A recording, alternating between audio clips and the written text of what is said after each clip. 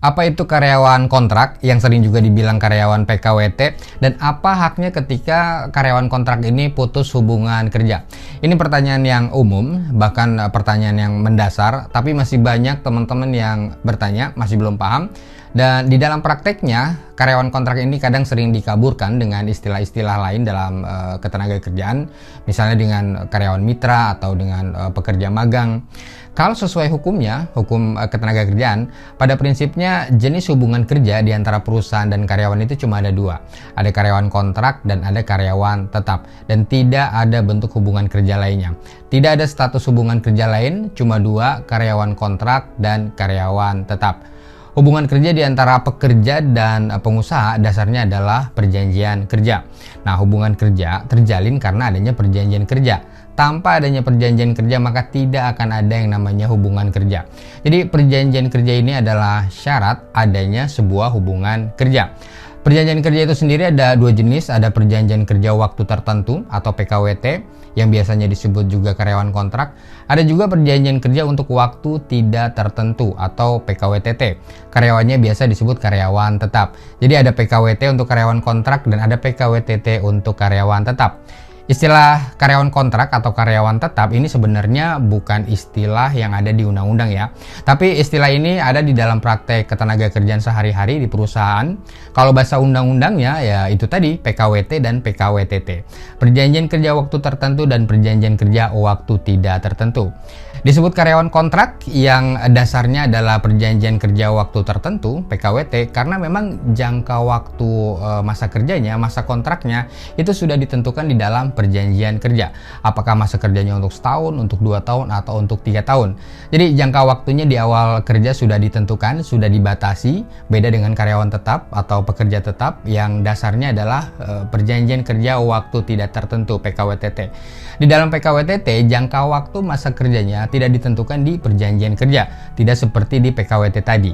Jadi karena jangka waktunya nggak ditentuin di perjanjian kerja, maka karyawannya ini dianggap akan bekerja secara tetap, akan bekerja selamanya untuk perusahaan sampai nanti pada waktunya karyawan yang bersangkutan ini mengundurkan diri atau di PHK. Nah, selain karyawan kontrak dan karyawan tetap, ada juga istilahnya pekerja harian. Kalau dulu istilahnya pekerja harian lepas, sekarang sejak berlakunya Undang-Undang Cipta Kerja itu disebutnya pekerja harian aja. Nah, pekerja harian ini juga termasuk dalam kategori PKWT ya, atau karyawan kontrak, karena di dalam menjalani hubungan kerjanya dia dibatasi oleh jangka waktu. Jadi bisa dibilang pekerja harian ini adalah varian atau bagian dari PKWT atau karyawan kontrak. Nah, selain itu ada juga istilah karyawan mitra dan karyawan magang. Nah, ini teman-teman harus hati-hati nih ya membedakannya. Karena pekerja mitra dan pekerja magang ini sebenarnya bukan hubungan kerja. Dan di Undang-Undang Ketenagakerjaan sendiri sebenarnya juga nggak dikenal konsep ini ya, karyawan mitra atau pekerja magang. Ini nggak dikenal. Jadi mitra dan magang pada dasarnya bukan merupakan hubungan kerja. Mitra atau kemitraan ini hubungannya bersifat kerjasama equal atau sejajar ya di antara para mitra, dan tidak ada hubungan atasan dan bawahan seperti di dalam hubungan kerja. Dan dasar kemitraan ini adalah perjanjian kemitraan. Ini ada diatur di Undang-Undang tentang UMKM. Begitu juga pekerja magang ini bukan merupakan hubungan kerja, tapi konteksnya adalah pelatihan kerja. Orang yang magang di sebuah perusahaan sebenarnya tidak dapat dikategorikan sebagai hubungan kerja, tapi hubungannya adalah hubungan pemagangan, hubungan pelatihan kerja berdasarkan perjanjian khusus, yaitu perjanjian pemagangan, bukan perjanjian kerja. Nah, itu tadi bedanya ya antara karyawan kontrak dan karyawan tetap, dan kaitannya dengan pekerja harian atau karyawan mitra dan karyawan magang. Oke, sekarang khusus karyawan kontrak. Seperti tadi sudah dijelaskan, dasar dari sebuah hubungan kerja adalah perjanjian kerja. Dan khusus hubungan kerja untuk karyawan kontrak ini dasarnya adalah PKWT, perjanjian kerja untuk waktu tertentu. Tanpa adanya PKWT maka tidak akan ada hubungan kerja karyawan kontrak. Perjanjian kerja untuk karyawan kontrak ini harus dibuat secara tertulis, kontrak tertulis ini wajib. Ini beda ya dengan perjanjian kerja untuk karyawan tetap. Kalau karyawan tetap, karyawan PKWTT ini bisa dibuat secara lisan, bisa juga dibuat secara tertulis atau dengan SK. Yang penting jelas pekerjaannya apa dan gajinya berapa. Tapi kalau karyawan kontrak, perjanjiannya harus dibuat secara tertulis. Nah, selain ruang lingkup pekerjaan dan upah, di dalam PKWT juga harus mencantumkan jangka waktu masa kerjanya. Apakah setahun, 2 tahun, atau mungkin sekaligus 3 tahun. Atau bisa juga kontrak jangka pendek dulu, misalnya 6 bulan dulu, dan kalau diperlukan nanti kontraknya bisa diperpanjang. Nah, khusus untuk perpanjangan kontrak PKWT di aturan terbaru di Undang-Undang Cipta Kerja ini nggak ada batasannya ya, berapa kali bisa dilakukan perpanjangan kontrak. Beda dengan aturan sebelumnya di Undang-Undang Ketenagakerjaan yang dibatasi cuma 1 kali perpanjangan. Di aturan terbaru ini jumlah perpanjangan kontrak PKWT tidak dibatasi, yang penting kontrak PKWT pertama beserta perpanjangan-perpanjangannya kalau dijumlahkan totalnya tidak lebih dari 5 tahun. Misalnya kontrak PKWT pertama setahun, perpanjangan setahun, kemudian diperpanjang lagi setahun, kemudian setahun lagi, dan setahun lagi. Jadi ada 1 kontrak pertama dan 4 kali kontrak perpanjangan masing-masing setahun. Jadi totalnya maksimal hanya sampai 5 tahun. Putusnya hubungan kerja PKWT karyawan kontrak secara umum bisa terjadi karena 2 hal. Pertama, karena memang sudah berakhir jangka waktu masa kontraknya sesuai perjanjian, atau karena diakhiri di tengah jalan sebelum masa kontraknya sesuai perjanjian berakhir. Dan pengakhiran kontrak di tengah jalan ini pun masih bisa dibagi 2 lagi ya. Apakah sesuai dengan kesepakatan kedua belah pihak, perusahaan dan karyawannya, atau pengakhiran kontrak kerjanya dilakukan secara sepihak. Dua-duanya punya konsekuensi masing-masing ya yang berbeda. Kalau masa kontraknya sesuai perjanjian memang sudah berakhir, ini nggak terlalu masalah. Kalau masa kontraknya sesuai perjanjian berakhir, ya hubungan kerjanya berakhir secara hukum. Kadang yang jadi problem kalau masa kontraknya diakhiri di tengah jalan masa kontrak. Jadi masa kontrak sesuai perjanjian belum berakhir, tapi para pihak ingin mengakhirinya di tengah jalan. Ya alasannya bisa macam-macam, bisa karena ada yang tidak puas dengan kondisi kerja atau sebagainya ya.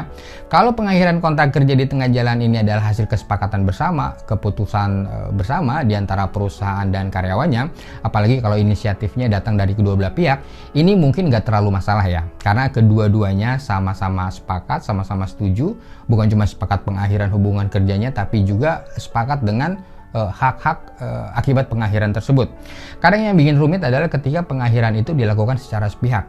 Perusahaan melakukan terminate karyawan kontrak secara sepihak sebelum masa kontraknya berakhir karena misalnya ternyata karyawannya nggak perform dalam melaksanakan tugas-tugas pekerjaan. Atau sebaliknya, karyawannya merasa ternyata nggak cocok dengan perusahaannya atau nggak cocok dengan pekerjaannya, kemudian memutuskan kontrak secara sepihak di tengah jalan. Kalau pihak lainnya menerima, sepakat, setuju, mungkin nggak terlalu masalah ya.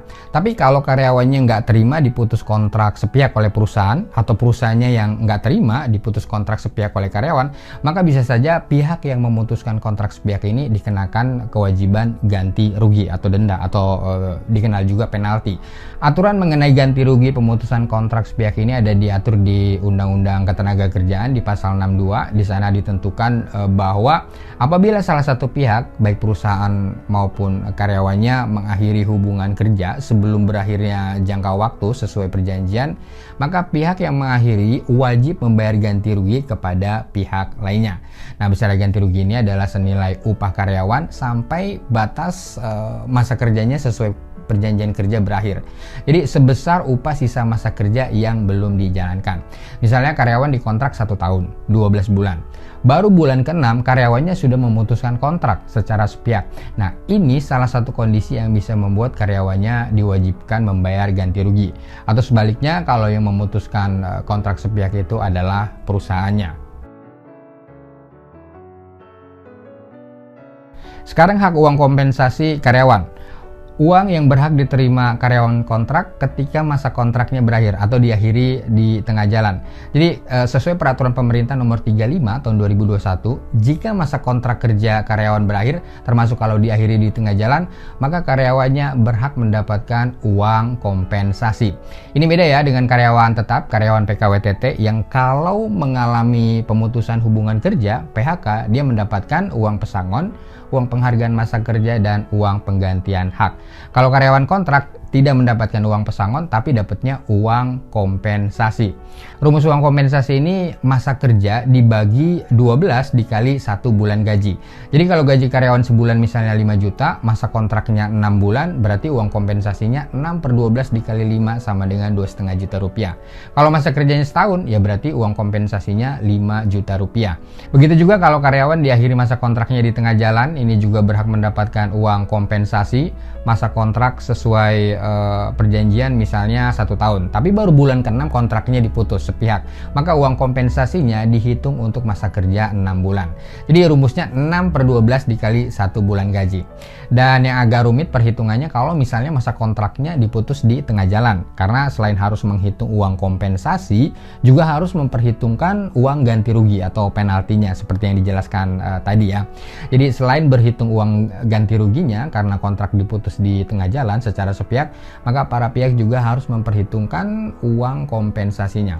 Nah, itu tadi poin-poin pentingnya ya dari sebuah hubungan kerja, terutama hubungan kerja untuk karyawan kontrak, karyawan PKWT. Semoga informasi tadi menambah wawasan teman-teman sekalian, terutama teman-teman pekerja dalam memahami hubungan kerja di perusahaan masing-masing.